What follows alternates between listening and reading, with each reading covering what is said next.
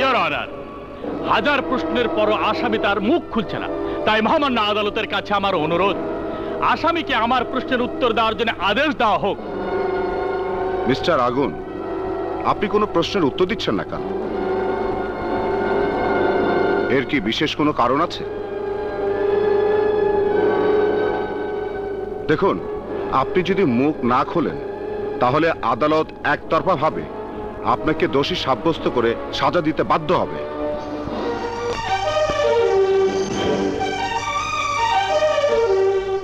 যদি আদালত চায় যে আমি প্রশ্নের উত্তর দেই, তাহলে প্রতিমন্ত্রী মাইজুদ্দিনকে কোর্টে উপস্থিত হওয়ার আদেশ দেওয়া হোক। মহামান্য আদালত, এইরকম অযৌক্তিক দাবি আসামি কিছুতেই করতে পারে না। আসামির সাথে প্রতিমন্ত্রীর কোনো সম্পর্ক থাকার প্রশ্নই ওঠে না। আসামি শুধু শুধু আদালতের মূল্যবান সময় নষ্ট করে আরো বেশি অপরাধ করছে। তাহলে আদালত আমাকে যে কোনো সাজা দিতে পারে, আমি কোনো প্রশ্নের উত্তর দেব না।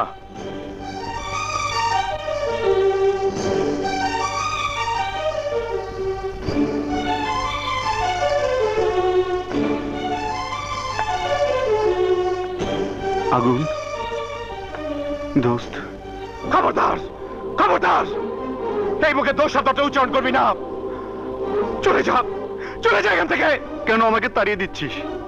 আমি মুক্তি চাইনি। তুই তোর প্রতিশোধের কথা ভুলে গেছিস। ভালোবাসার মোহ তোকে অন্ধ করে দিয়েছে। না আগুন না, আমি আমার ভালোবাসাকে কবর দিয়ে নদীকে তার বাবার সমস্ত কুকৃত্য কথা জানিয়ে দিয়েছি, তোর অতীত জানিয়েছি। আমি তোর সাথে বেমারি করিনি। হ্যাঁ আগুন, সাগর তোমার সাথে বেমারি করেনি। সাগরকে আমি চিনি, আমার কথা বিশ্বাস করো। আমি কাউকে বিশ্বাস করি না, আমি কাউকে বিশ্বাস করি না, কাউকে না। চলে যাও।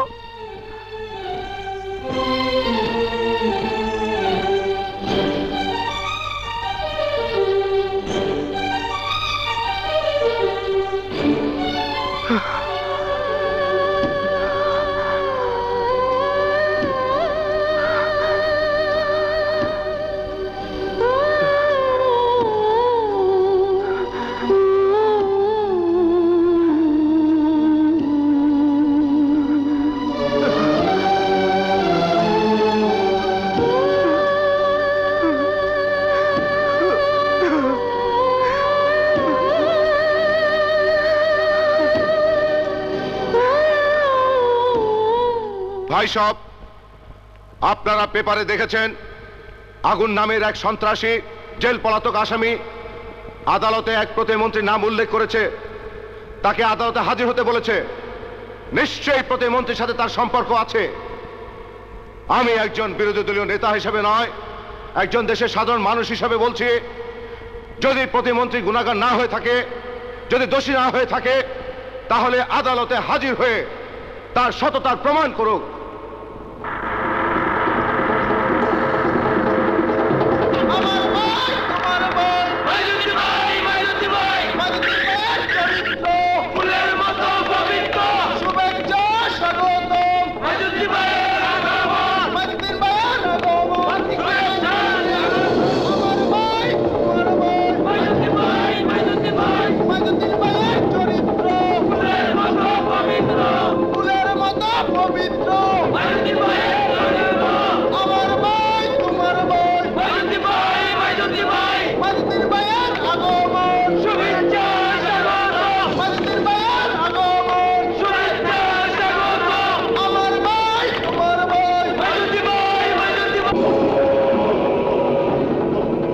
মাননীয় প্রতিমন্ত্রী যদি চান, চেয়ারে বসেই উনি ওনার বক্তব্য পেশ করতে পারেন।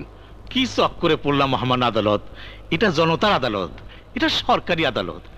আমি একজন জনপ্রতিনিধি, আমি সাধারণ মানুষের মতো কাঠগড়ায় দাঁড়িয়ে আমি আমার বক্তব্য পেশ করতে চাই। মহামান্য আদালত, বিচারে আমি যদি দোষী সাব্যস্ত হই তাহলে আমাকে ফাঁসি অর্ডার দেবেন।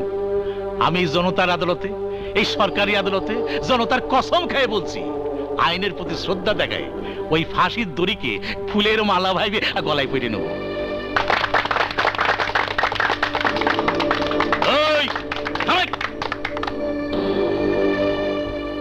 ও বাবা, তুমি আমাকে কেন ডাকিছো? কারণ যে অপরাধে আজ আমি এই আসামির কাঠ করে দাঁড়িয়েছি, সেই কাঠ করায় আপনার দাঁড়ানোর কথা। কি শখ করে বললাম? কেন, কোন অপরাধে আসামি কাঠ করে দাঁড়াবো? আমি কি তোমার মতো সন্ত্রাসী কার্যকলাপ করেছি? না, আপনি সন্ত্রাস করেননি, কিন্তু আইন বলে অন্যায়কারীর চাইতে অন্যায় মদতকারীর সবচেয়ে বড় সাজা হয়।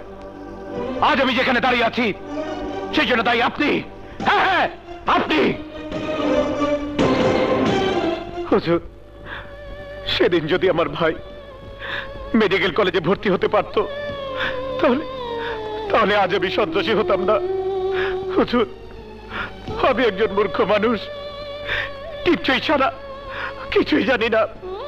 হুজুর, না জানিয়ে দেশের কত মেধাবী ছাত্র ডাক্তার ইঞ্জিনিয়ার না হতে পেরে আত্মহত্যা করেছে, আর নয়তো আমার মতো সন্ত্রাসী হয়েছে। এর জন্য দায়ী কে? এর জন্য দায়ী ওই কাঠ করে দাঁড়ানো প্রতিমন্ত্রী। হাই, তুমি ঠিক বলেছ। আমি মন্ত্রী হবার পর এ দেশে ডাক্তার ইঞ্জিনিয়ার হওয়া বন্ধ হয়ে গেছে। ডাকি রে, হ্যাঁ হ্যাঁ, হয়েছে, নিশ্চয়ই হয়েছে। অনেক কম মেধার ছাত্র ডাক্তার ইঞ্জিনিয়ার হয়েছে। ওদের মেধা কম থাকলে কি হবে? ওদের বাবার টাকার জোর ছিল বেশি। 10 লক্ষ টাকা খরচ করে যে ডাক্তার হয়েছে, সে ভালো মতন একটা ইঞ্জেকশন দিতে পারে না। 15 লক্ষ টাকা খরচ করে যে ইঞ্জিনিয়ার হয়েছে, তার প্ল্যানে বাড়ি ধসে পড়ে অনেক অনেক মানুষ মারা গেছে। ইওর অনার, এডুকেশনের জন্য কে কত টাকা ডোনেশন দিল বা নিল, এই কেসের সাথে তার কোনো সম্পর্ক নেই। আছে, আছে, অবশ্যই আছে। আর সারা দেশব্যাপী জানে কেজিতে ভর্তির জন্য 10 থেকে 50,000 টাকা ডোনেশন দিতে হয়। মহামান্য আদালত আমাদের মন্ত্রীকে অপমান করছে, ওকে শাস্তি দেওয়া হোক। আরে এই বেকুব, আমি তো তোদের জন্য লড়াই করছি। মন্ত্রীর চামচামি করতে করতে তোর নিজের ছেলে কোন ক্লাসে বলে সেটা ভুলে গেছিস। অবজেকশন ইওর অনার, আগুনের কেসের সাথে মাননীয় মন্ত্রীর কোনো সম্পর্ক নেই। আগুন অন্য প্রসঙ্গ টেনে মাননীয় মন্ত্রী এবং মহামান্য আদালতের মূল্যবান সময় নষ্ট করছে। অবশ্যই সম্পর্ক আছে, এবং সেই সম্পর্ক খুব কঠিন সম্পর্ক। আজ এই কেসের জন্য মন্ত্রী আদালতের কাঠগড়ায় দাঁড়িয়ে আছে। সারা দেশের মানুষ আজ এই আদালতের দিকে তাকিয়ে আছে। দেশ আজ জানতে চায় শিক্ষার জন্য কেন ঘুষ দেওয়া হয়, কারা ঘুষ খায়। দেশবাসী আজ জানতে চায় শিক্ষার দুর্দশার জন্য কে দায়ী। সেটা বিচার করে আমাকে যে সাজা দেবেন আমি তা মাথা পেতে নেব। হুজুর, শাস্তি তো তোমার হবেই, এ থেকে কোন অবস্থায় তুমি মুক্তি পাবে না। ইওর অনার, আগুন ডাকাতি করার টাকা দিয়ে জনসভা মেডিকেল কলেজ বানিয়েছে, আর এই তার ডকুমেন্ট। এ ব্যাপারে আপনার কিছু বলার আছে? জনসেবা মেডিকেল কলেজের সঙ্গে আমার কোনো সম্পর্ক নেই। আছে ইওর অনার, তার প্রমাণ হচ্ছে ইমারত তৈরির এই পারমিট। দেখুন তো স্যার, এই পারমিট অনুমোদনের স্বাক্ষরটা কার? কি চক্কর দিচ্ছিস? এটা আমারই স্বাক্ষর। এই স্বাক্ষর দেবার জন্য আপনি আমার লোকের কাছ থেকে 20 লক্ষ টাকা ঘুষ নিয়েছেন। আজকের মতো আদালত মুলতবি ঘোষণা করা।